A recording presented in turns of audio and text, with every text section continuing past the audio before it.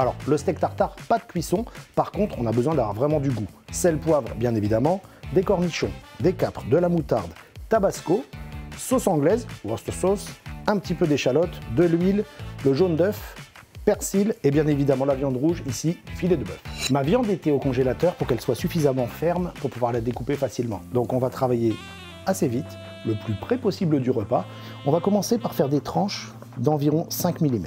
Alors contrairement à ce qu'on pense, le tartare, ce n'est pas une viande hachée comme un steak haché, parce que là on n'aura pas de texture, on va avoir quelque chose de mou, de peu gourmand. Avec la méthode au couteau, vous aurez vraiment de la mâche et c'est vraiment ce qu'on recherche dans le steak tartare. Lorsque j'ai fait mes tranches, maintenant je vais faire des petites bandes rectangulaires de la même taille que je vais ensuite détailler en petits cubes. Maintenant on va préparer la garniture. Ici j'ai des petits capes, donc pas besoin de détailler, et on va attaquer l'échalote et les cornichons. Donc je fais mes lamelles de cornichons, pas trop fines, parce que l'intérêt du tartare c'est vraiment d'avoir de la mâche, il ne faut pas que ce soit un steak haché tout mélangé, on veut vraiment des morceaux avec de la mâche. Pour l'échalote, on va la couper en deux et ensuite on va simplement la ciseler comme on a déjà fait plein de fois ensemble. On va hacher assez grossièrement, plutôt concasser le persil. Il faut vraiment encore une fois qu'on ait le goût, qu'on ait la mâche, les différentes textures. Par contre, on ne va pas le mélanger avec la garniture qu'on vient de préparer. En fait, elle est un petit peu acide, les cornichons, les capres, et ça va oxyder mon persil. Donc le persil concassé dans un petit récipient à part et on l'incorporera au dernier moment dans mon steak tartare. Tout est quasiment prêt, il reste la sauce. Alors c'est vraiment la base du steak tartare, c'est ce qui va lui donner son goût, sa texture et aussi l'onctuosité qu'on va retrouver. Alors deux jaunes, on va ajouter sur ces jaunes un petit peu de moutarde. La quantité de moutarde, de sel, de poivre, de tabasco, c'est vraiment selon votre goût, si vous l'aimez plus ou moins assaisonné,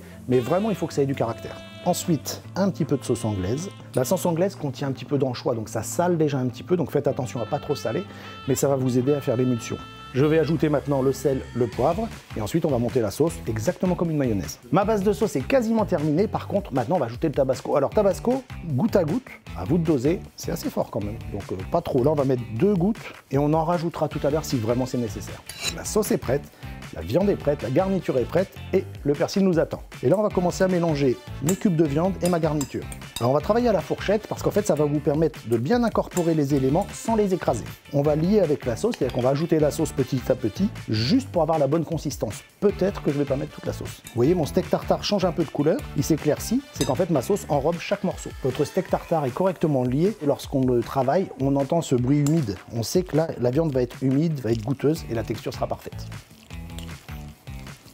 Ça y est, le steak tartare est prêt, dressé. Alors pourquoi steak tartare? En fait, les tartares, les Huns, ils descendaient les steppes à dos de cheval pour envahir les régions proches ou plus lointaines, glissaient un morceau de viande entre la selle et le cheval, et en fait la cavalcade et le frottement de la selle permettaient d'attendrir la viande.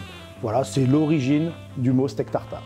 Je vous rappelle que moi j'ai pris du filet de bœuf, mais on peut prendre du rump steak, du cœur de rump steak, du dessus de palette. Il faut juste préciser à votre boucher que vous souhaitez une viande de première catégorie pour faire du steak tartare. Alors l'accompagnement classique, frites salade, très simple.